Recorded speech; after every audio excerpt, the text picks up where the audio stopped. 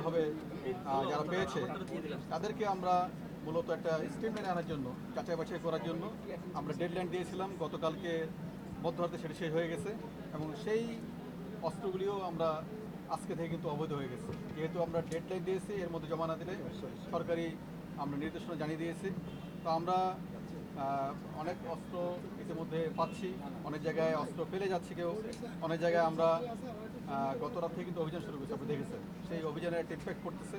আমরা আশা করি যে একটা ভালো ফলাফল আমরা দিতে পারবো। এবং অবৈধ অস্ত্র, আর তৃতীয়ত যে অস্ত্রটা একেবারে অবৈধ, তিন রকম। একটা হচ্ছে যে আমাদের যেটা লোড হয়ে গেছে, দ্বিতীয়ত আমাদের লাইসেন্সকৃত অস্ত্র কিন্তু সেটাও মানে এখন অভিযানে আওতায় আসছে, আর তৃতীয়ত সম্পূর্ণ অবৈধ অস্ত্র যেটির কোনো লাইসেন্স হয় না, যেটি মানে অন্যভাবে শ্রমিক না, সেটি তো আমাদের কার্যক্রম চলমান, সেটাই চলমান, সেটা অবশ্যই সেটা চলমান, সেটা আছে। শিল্প এলাকায় কি ধরনের স্টেপ নিচ্ছেন? এবং এটার সাথে একটু সাপ্লিমেন্ট করি স্যার, সেটা হচ্ছে যে পুলিশ অ্যারেস্ট করবে মনে হচ্ছে, পুলিশের কি ওই মনোবল আছে বা আপনার বাহিনী কি আগের মতো অ্যাক্টিভভাবে কাজ করতে পারবে? কেন আপনি কাজ দেখছেন না? সবাই কাজ করতেছে। শিল্প এলাকায় কি ধরনের অভিযান চালাচ্ছেন আপনারা? আমরা অ্যাকশন কিন্তু চলমান, এটা আছে। আপনি দেখেছেন যে আমাদের বাহিনীর দুজন এক্স প্রধান তারাও কিন্তু অ্যারেস্ট হয়েছে। তো যারা মামলার আসামি, যারা বিভিন্নভাবে বিভিন্ন রকম কার্যকলাপের সাথে জড়িত ছিল, যারা এই দুর্নীতি থেকে আরম্ভ করে অন্যায় অনিয়ম, সবাই কিন্তু আইনের আওতায় আসবে। সব জায়গায় আমার মানে আইনি কার্যক্রম চলমান আছে। আর ইতিমধ্যে আমরা প্রতিটি জায়গায়, যেসব জায়গায় আমাদের কার্যক্রম একটু স্থিমিত ছিল মাঝখানে, সেই কার্যক্রম চলমান করার জন্য এটাকে যেন আরও এনফোর্স করা যায়, সেই কারণে আমরা কিন্তু ব্যাপক আকারে বদলি করেছি।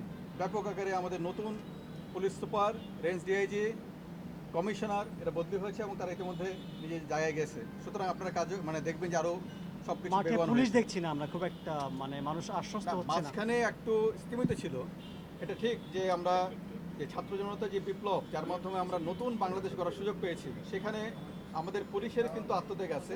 আমাদের 44 জন সদস্য তারা এখানে শহীদ হয়েছেন এবং আমাদের ছাত্র জনতার বিশাল অংশ তারা কিন্তু ক্ষতিগ্রস্ত হয়েছে। আমাদের একটা বড় সংখ্যক আমরা তাদেরকে হারিয়েছি। সুতরাং এখন কিন্তু আমাদের সুযোগ তৈরি হয়েছে যে নতুন করে দেশটাকে তৈরি করা।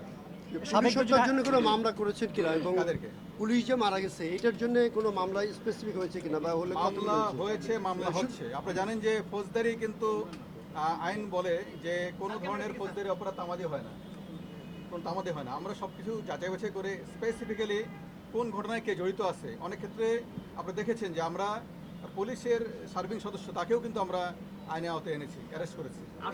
সাবেক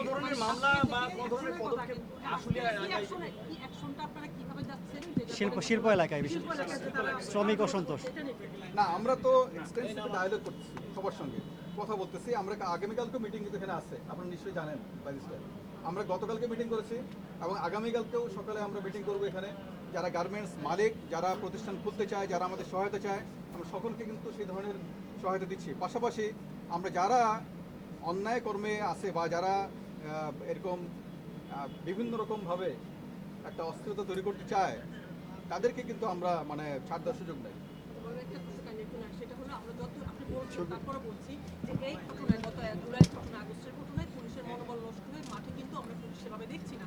সেক্ষেত্রে এই মনোবল ফিরিয়ে আনার জন্য এবং আপনারা কি করবেন, কবে নাগাদ স্বাভাবিক হবে এই পরিস্থিতি, আইন শৃঙ্খলা এবং আপনারা নতুন করে আমরা কিন্তু পুলিশি কার্যক্রম বন্ধ করে রেখে সব জায়গায়, কিছু কিছু জায়গায় যেখানে আমাদের থানাগুলি ভাঙচুর হয়েছে, ধ্বংস হয়েছে বা ট্রান্সপোর্ট যেগুলি নাই, আপনি জানেন যে প্রায় 300 গাড়ি আমাদের যেগুলি থানার অপারেশনাল গাড়ি ছিল, সেই গাড়ি কিন্তু পুরোপুরি নষ্ট হয়ে গেছে, ভস্মীভূত হয়েছে।